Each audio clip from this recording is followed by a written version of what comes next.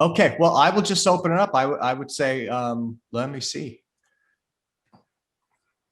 Yeah, so everyone is allowed to unmute themselves. We're definitely an open discussion.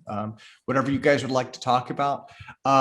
Michael, I thought your ideas about time were very interesting. I'm not sure if we can answer them, but I know you were asking questions to make a point. So, and that was why I thought that what you were saying might work well with what Sam was asking about earlier, with resonant frequencies.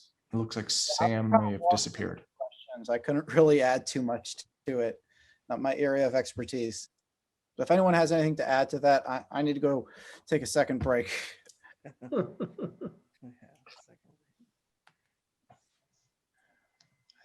Actually, I had a point. Yeah, go for it. I'm gonna be the idiot in the room that's gonna say this, because God darn, man. I mean, I hear everybody talk about space-time. I wish Eric was here, because he could probably straighten all this out. But okay, what is the consensus on space-time? Are we talking just a mathematical artifact, or are we talking about an actual field? Do we treat it as a field? Do we treat it as a scalar field? Are we treating it as a substance? Or is it just a mathematical item? Meaning, it's an mathematical artifact, and it just simply works when we throw it in as that, but we have no absolute measurable evidence of it. In other words, we see what it can do, and it matches the math equations, but that's about it. I would say I tend to look at time as matching the math equations, but I was thinking about this last week, and I will out myself as being stupid, by saying that,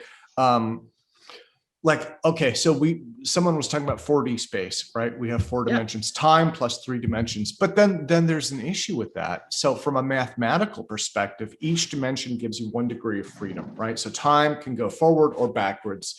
Length can go, larger or smaller, forward or backward. So mathematically that makes sense. But in real life, we don't have 3 physical dimensions. We have 1 physical dimension, right?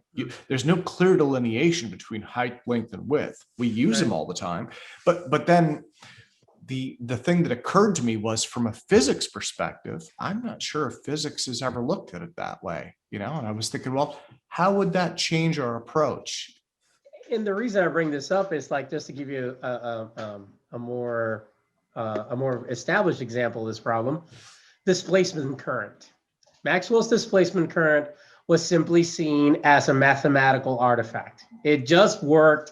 Let's just use it. Throw away the ether part of it, because we don't even know what the hell that was in there for. So just throw away the whole concept of an actual physical substance, where all these mathematical concepts that he came up with were derived from, was him viewing it in a very literal physical way. And they just well, that doesn't fit our view of the universe, so we're just going to ignore that component and just go ahead and keep the math because it works.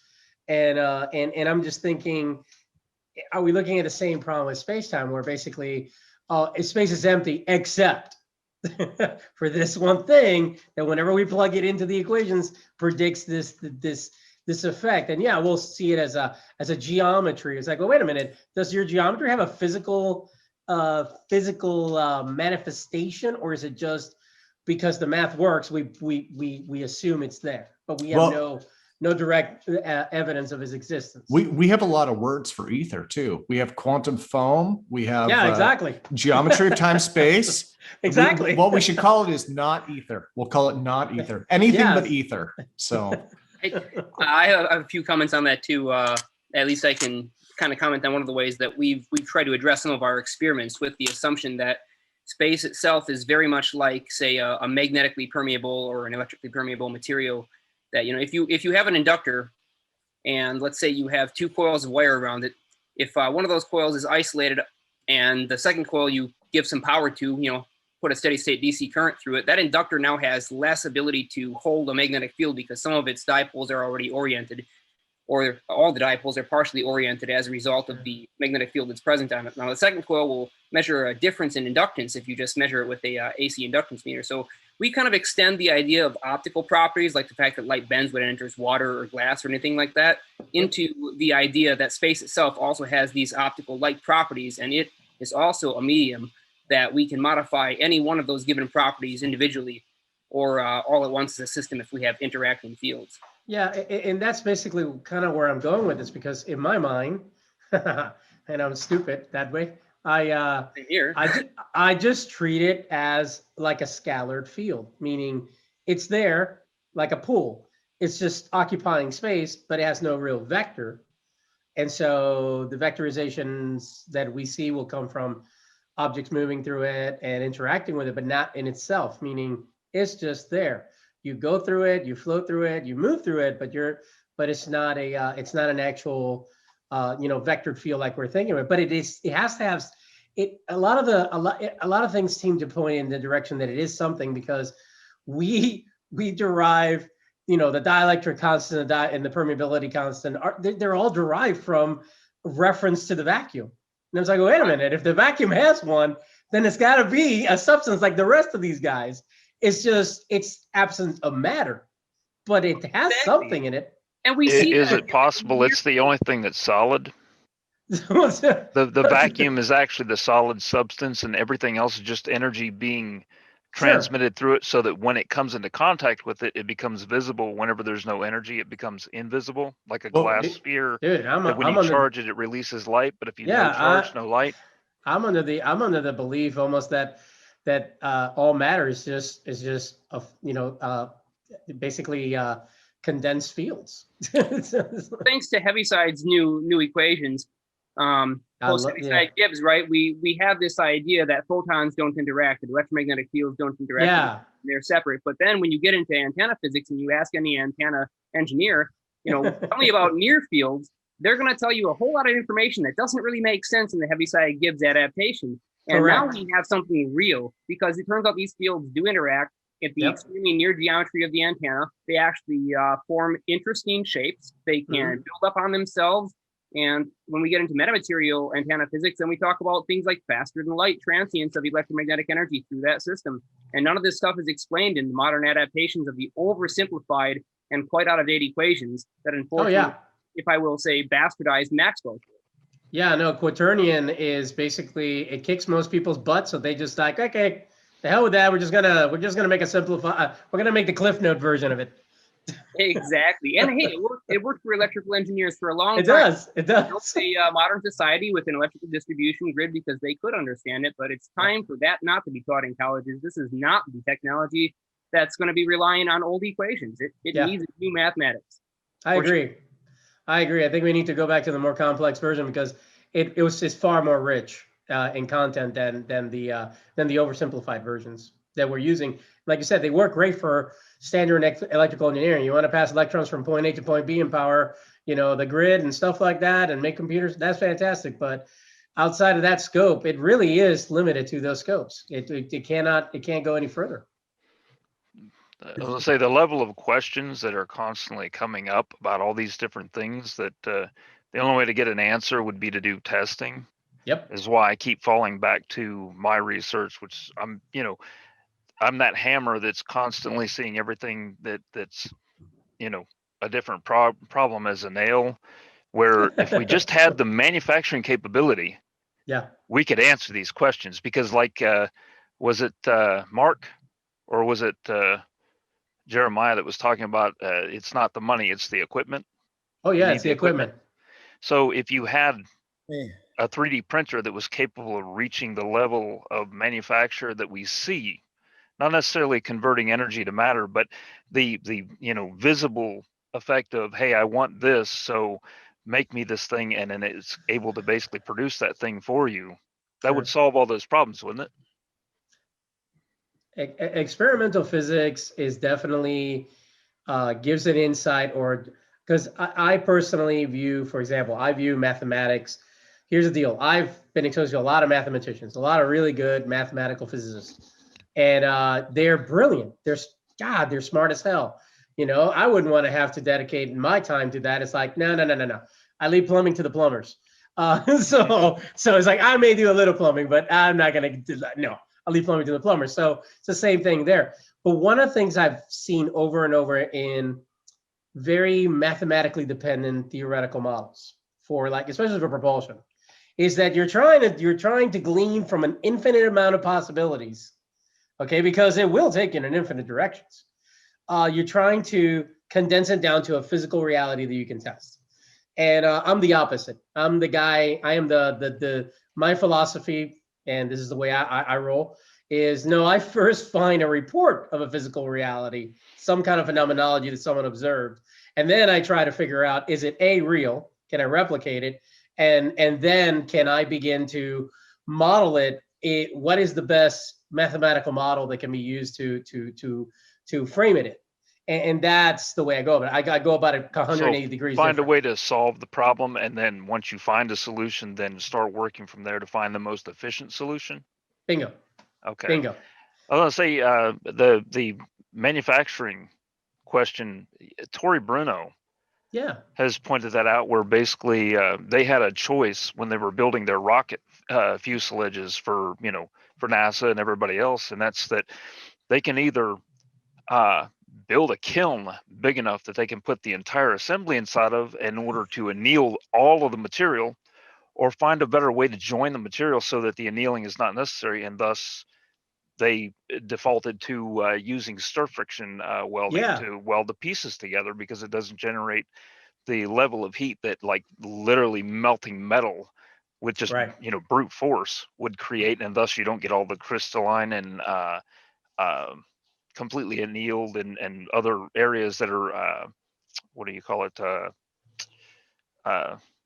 It's like a polarization of the material. Like whenever you spring harden a piece of metal, you don't get all these differentials all within a few millimeters, and therefore any kind of like temperature differential is going to cause it to fracture as they're using it. So the 3D printing, if we can just push that to that level where we can put atoms where we want them and do it fast enough to make it useful, so it's not taking an entire universe's life just to produce an Oreo cookie, then that's our solution right there. So and we keep focusing instead on the warp drive instead of the replicator. Well, we definitely want that replicator, but I would just tell you that you can find stuff online, especially used, if you are handy and can make it work, for at about scrap price. So even if you had the replicator, you'll still need you need to pour the iron in, and you need to pour the copper in for it to make it. So we're doing pretty good with eBay right now. Well, this is the thing though, there's iron falling to the earth every day. Yeah, that real fine dust you see floating in the air of like a, when you watch a sunbeam shining through from the window to the floor, that's a lot of that's iron dust coming from meteorites coming to the ground. You just need a magnet to collect that. The aluminum and copper, you got a little different question there, but then 30% of the Earth's crust is aluminum. So, if you don't mind me asking a slightly different question here too, Michael Boyd has a video up playing, and I had a question about what's in this video. There's this large black sphere on the viewfinder. I don't know if it's an artifact of the viewfinder or what that is. Can we talk about that? Yeah, this is a image. So what I did is I took the FLIR 1 video from the Navy FOIA website, and I downloaded it to this software that I have called Clidio, that basically what it lets you do is go frame by frame. So what I did is I took the image of the image, and I basically filtered out. I noticed that there were several times where they would change from IR to visual light and back again. And then there was also a lot of confusion created when they would go from a magnification of 2 to a magnification of 1, for example. And so what I did here is I just filtered out all the mag 2s and just left it at mag 1. And so what we're looking at here is a short segment of the Tic Tac video. And the reason I did just this section is so that you can see the space-time metric engineering.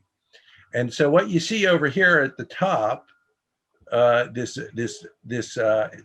balloon-shaped thing is actually, if you watch the video closely, you'll see that it's a torus. It's spinning counterclockwise over the thing. And then you'll see there's other torus-like shaped things over here on the right. And what are those? so what this is you have the region above here. The darker regions are where it's cooler on the IR camera, slightly cooler, and this is because of space-time metric engineering. It's creating an anti-gravity balloon. So anti-gravity, when you go on a balloon ride, you're using a primitive anti-gravity device.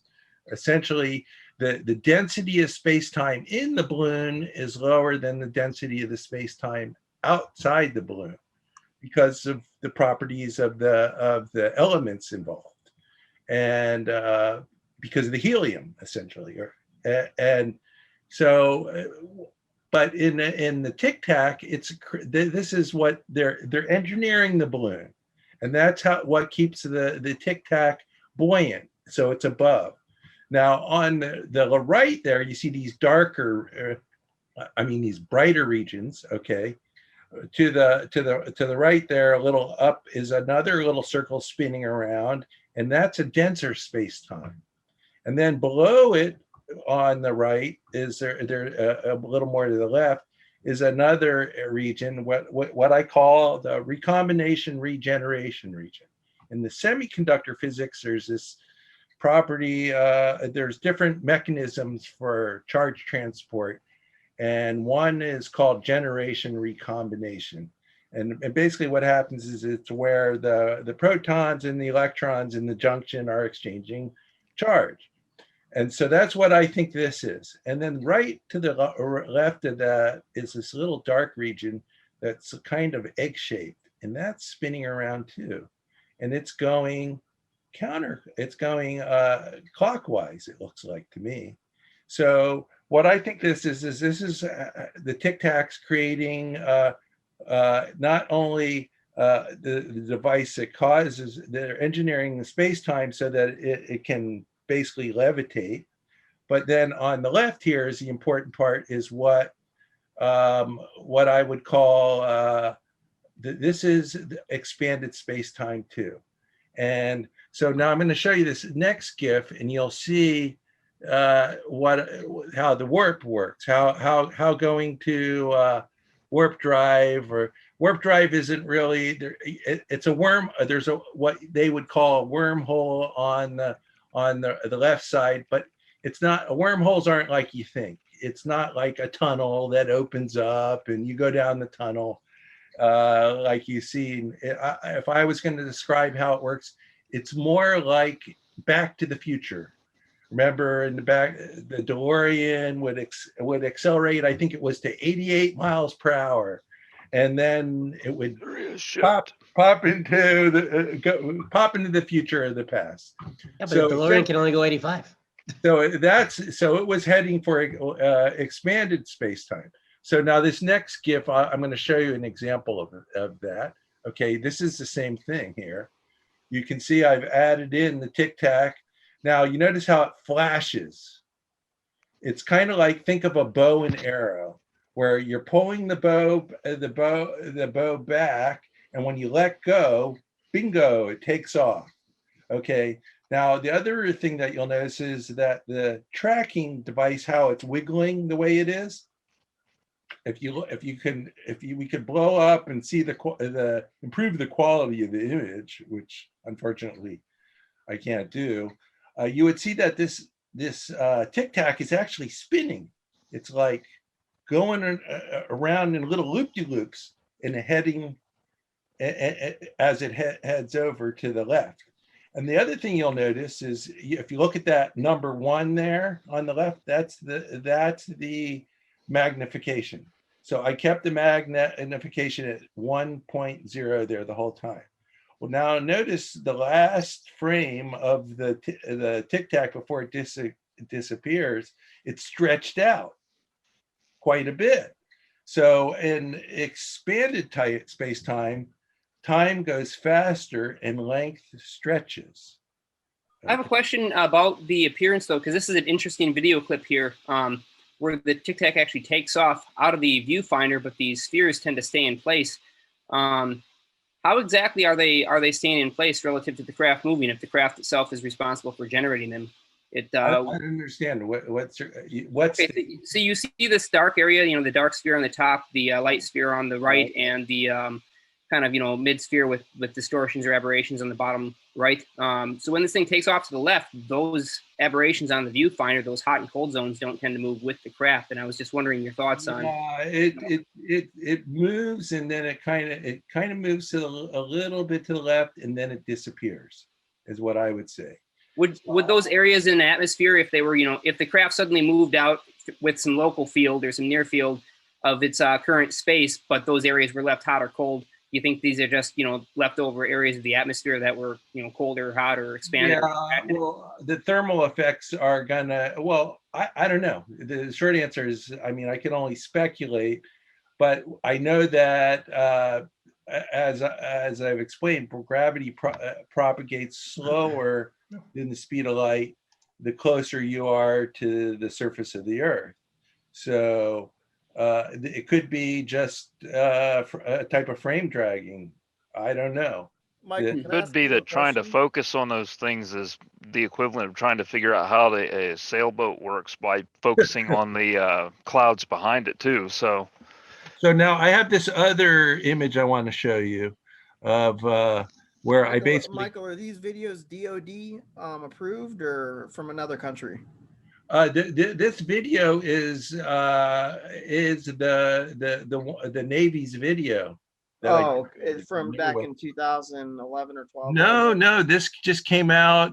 Well, remember 2017, it was released by TTSA, and then these are the UAP, the Navy sighting videos. Okay, so I work on special projects out of the NIC, and so this is one of the projects that we do work on.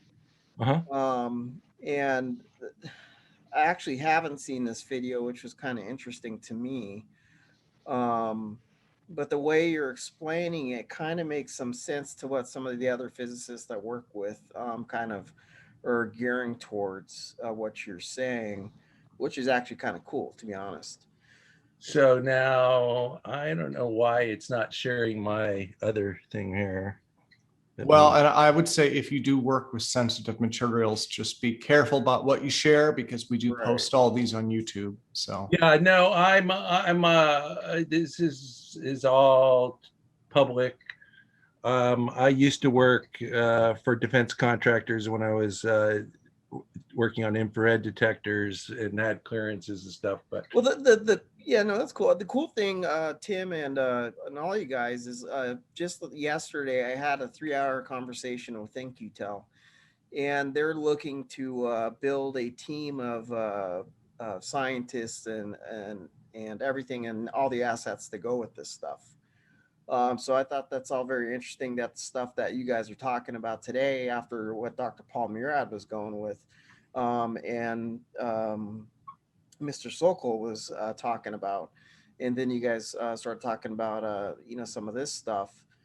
So here's another slide that basically shows the different features.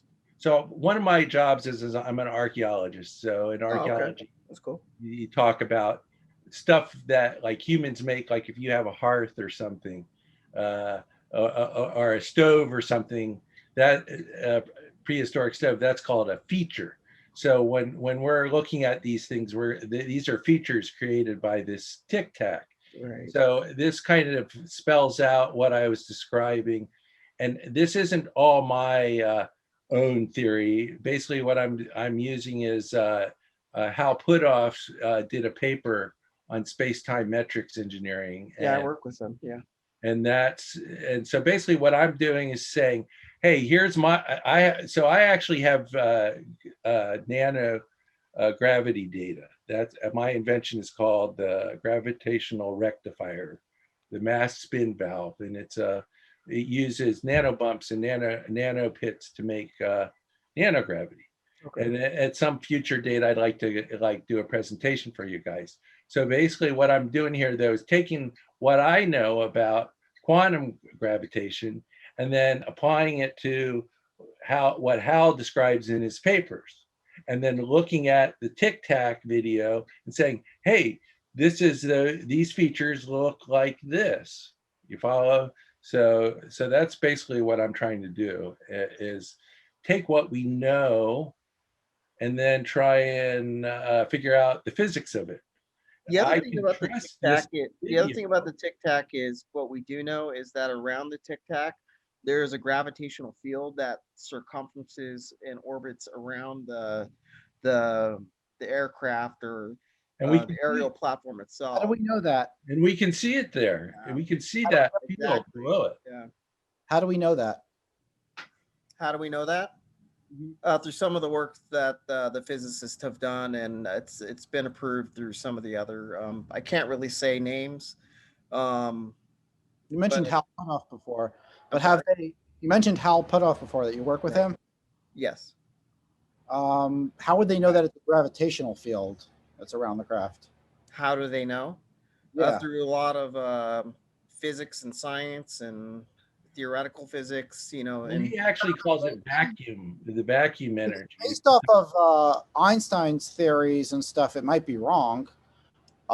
Is this? And they go back and forth on those kind of things. It's when you get on a phone conference with these guys, you can go on for hours and they argue back and forth until you finally come to a consensus. But the consensus is reality. Experimentation is consensus. See, the thing is just like you just said, it comes down to experimentation, and a lot of the stuff is just research, until you and I understand Dr. Murad and his point, and I know him. I'm not his friend per se, but I have talked to him for a length of time. And I know his work experience, and we have a similar work experience. And his presentation before was fairly pretty good, really good. I liked it.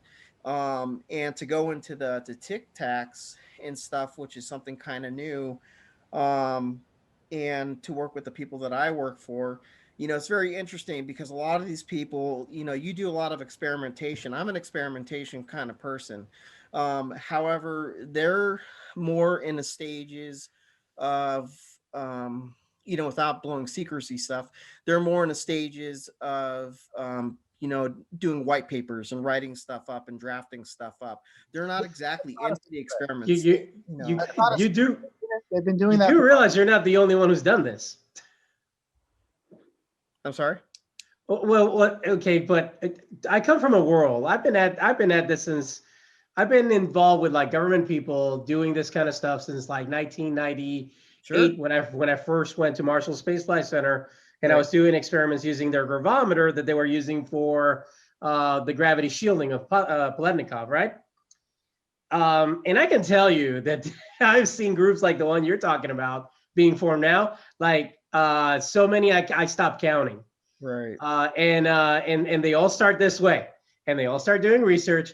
And they all go through the same circles, and they end up with no funding and no real support, and boom, it dies. I know. I've seen this, dude. I've seen this die in the vine so many times. Or they go through the cycle and then they just vanish, and it's like, where'd they go? Yeah. Oh, the only the only guy I saw do that was David Nover, who was the chief scientist for the gravity shielding stuff, and he disappeared. And I mean, gone. Yeah. Right. Like even when the FBI came to do the OIG investigation with me, the guy from the FBI is like, "Oh, you know about Nover?" And I was like, "Yeah." He goes, "So you know what happened to him?" And I'm like, "Not really." He's like, "Do you?" And he goes, "Yeah, I can't talk about it."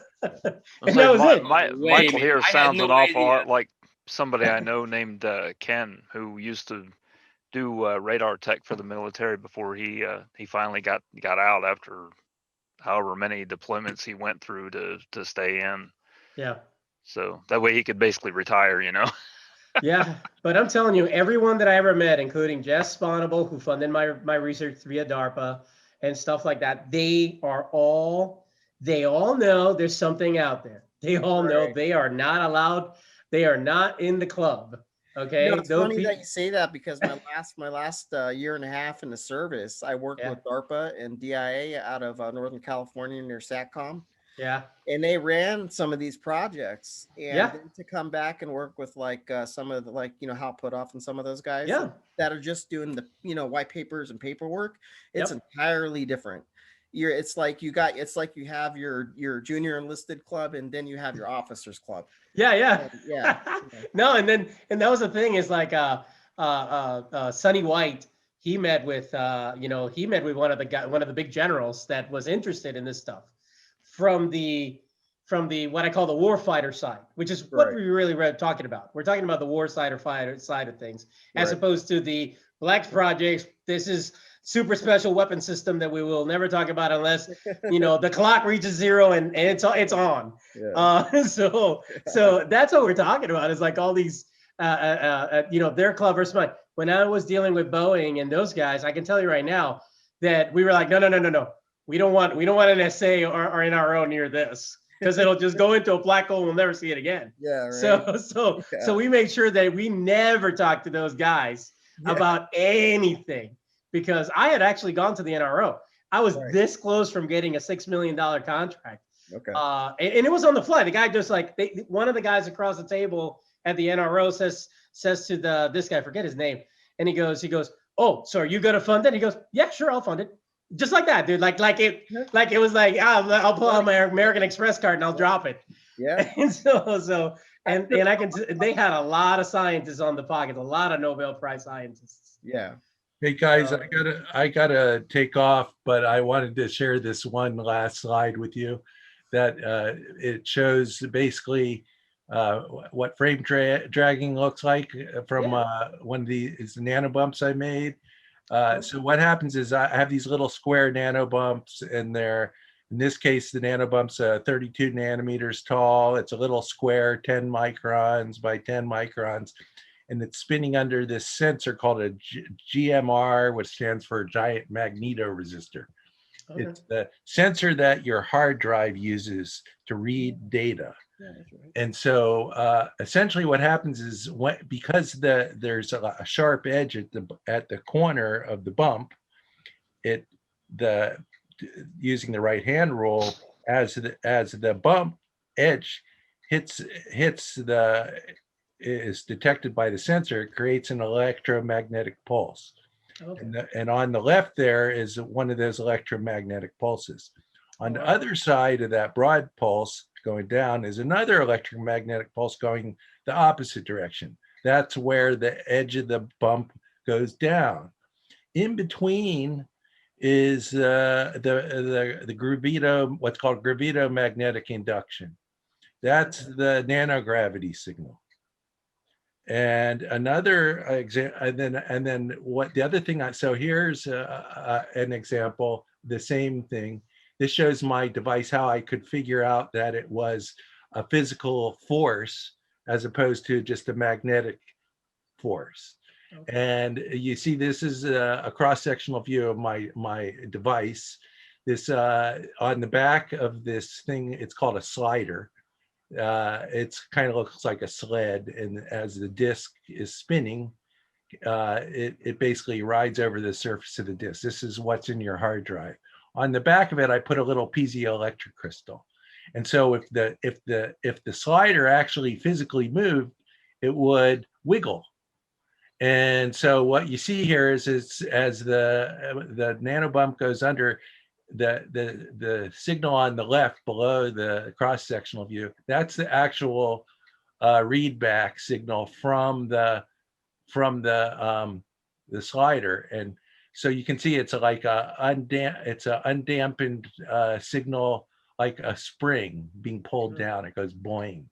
Okay. Now what I discovered is when I made a little nano pit the same size, which we see here, I get the opposite direction on the GMR signal, notice it, and on the right below it, and you see the little magnetic induction pulses are there still, and they're in the same position because it's a 10 by 10 micron nano pit. It has the same identical amount of frame dragging, 1 microsecond in this example. And then on the left, you see the piezoelectric signal, As the nanopit goes under the sensor, it makes a little push signal up. It's dampened because it's against the force of gravity. So essentially what I found is the presence of matter moving creates a pull force or a nanogravity force, and the absence creates a push force. And so when they talk about antimatter, we don't need antimatter to get anti-gravity. All we need is emptiness.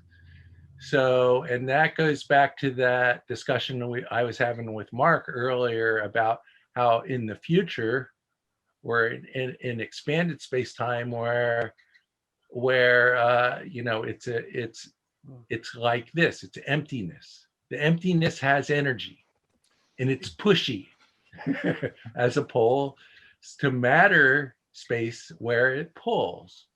And so that's that's basically my invention in a nutshell.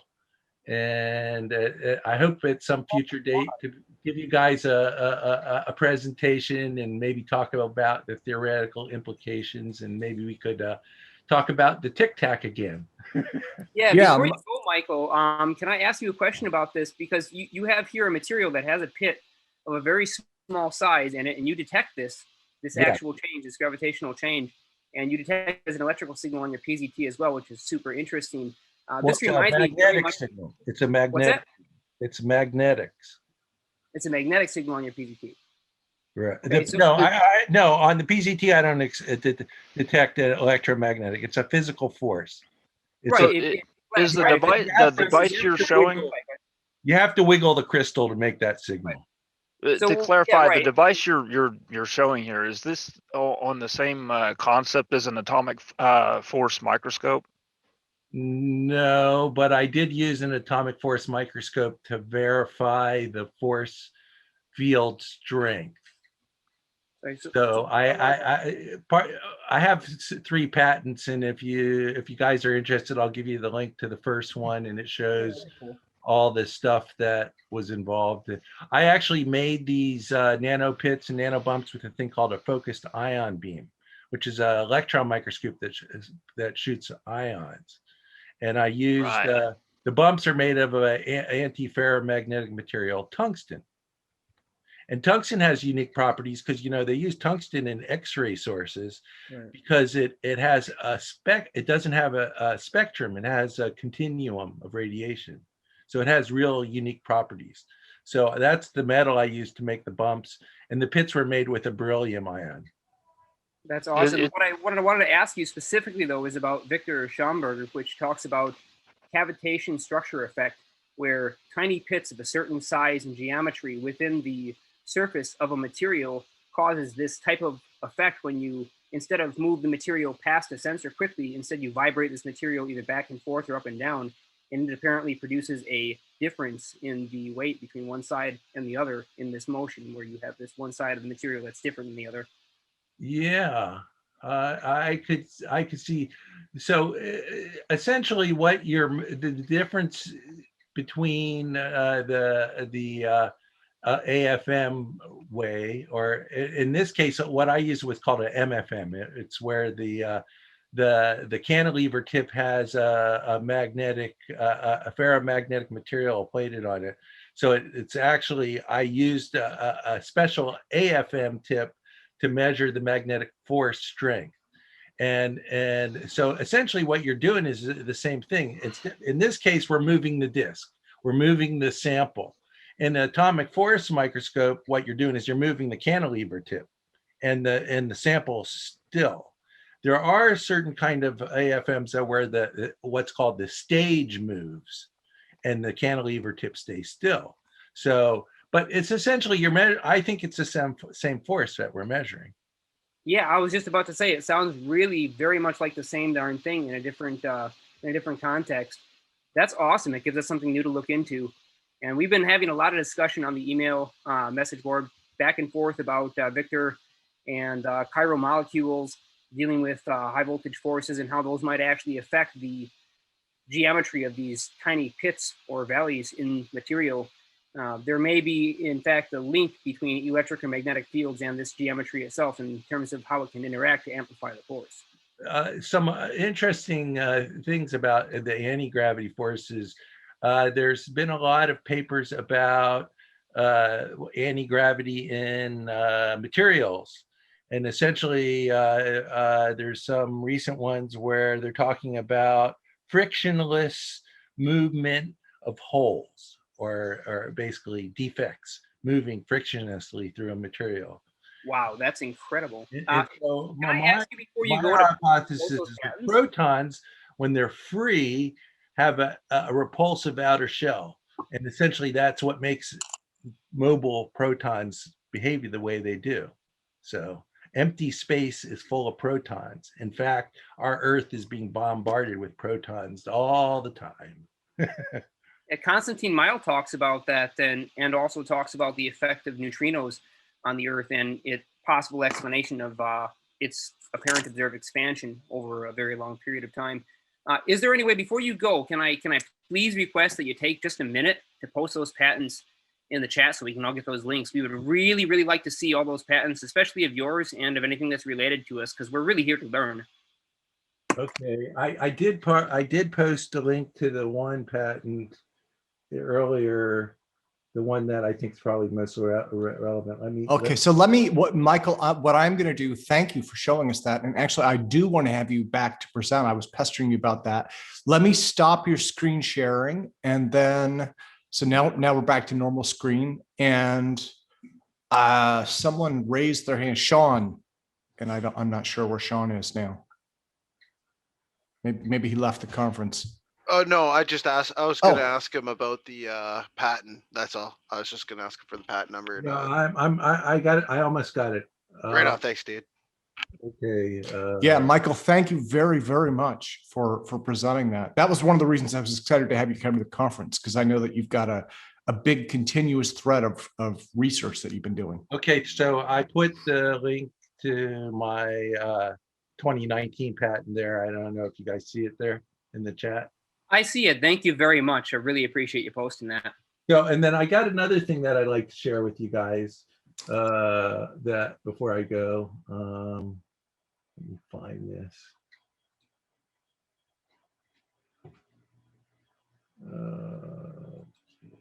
One second.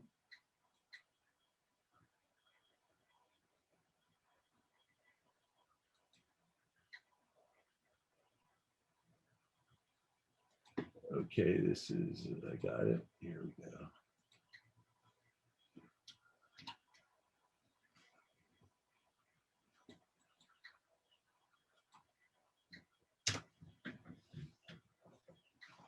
Okay, there's this Quora question that I answered where I show a lot of my data and I talk about the tic-tac and other theoretical stuff. Can you guys see that?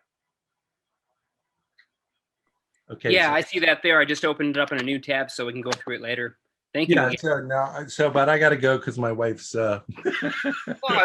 wondering where I've been the last 4 hours of information, man. It was really awesome that you were able to give us that information and talk about something interesting just on the cuff. So thank you again so much for coming on and presenting that. Can't wait to actually have you on for your own slot. Oh, thanks. That'd be great. All right, thanks again, Michael. I enjoyed it. So, but I got to go. Okay. Okay, bye. Okay. Well, who does anyone else have anything? I saw Hector on a roll a few minutes ago. No. Okay. Well, he's all done for today. Does anyone else have anything they'd like to present? How are we doing on time, guys?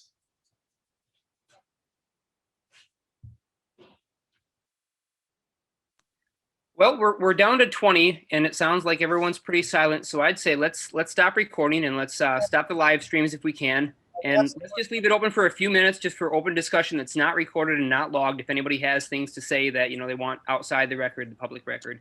Okay, so I'm going to stop recording now. Again, thank you to everyone for attending, and that's it for today.